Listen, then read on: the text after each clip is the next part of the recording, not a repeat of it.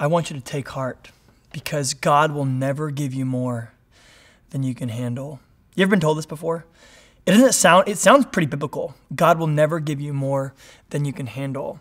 And sometimes when Christianity meets secular worldviews, we get these little kind of amorphisms, these phrases that we say that we don't ever stop and pause and go, wait a minute, is that a biblical promise or is that something that we've just told each other again and again and again and again? And here's one that I want to kind of categorically reject as a Christian idea. In fact, I would say the whole premise of Christian belief system is the opposite of this idea. God gives us more than we can handle all the time. Psalm chapter 40. This is David, this guy who has been chased around by a guy named Saul who's trying to kill him, who commits adultery with Bathsheba, and God promises the sword's never going to leave his family. His son ends up sexually abusing his daughter.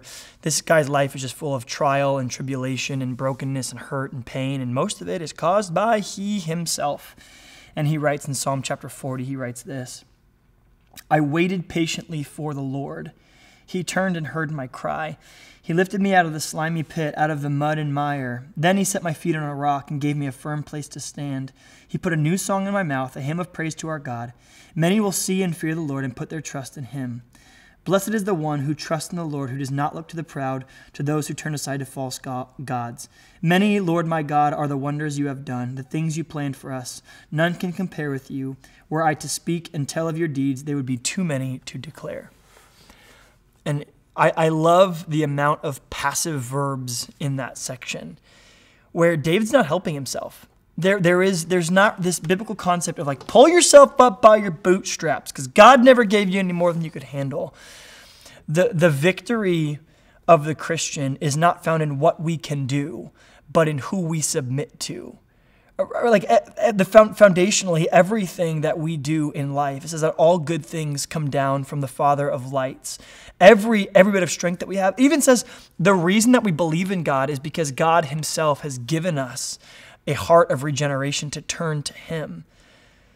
And I think the problem is we don't give God praise and grace and credit and love and worth for the minute things that he gives to us every day, whether it be faith or patience or breath or life or friends or family.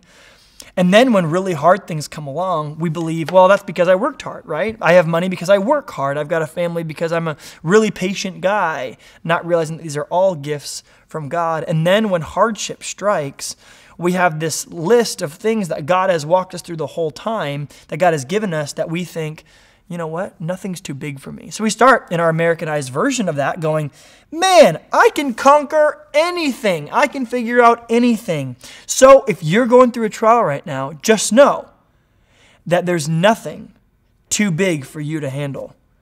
God would never give you anything that you can't. How about sin? How about pride? How about the very nature of human nature is that we without God are destitute, desperate, broken, unresolvable, unforgivable enemies towards God. You see, without God's divine grace towards us, nothing would be possible whatsoever. And listen to the passage.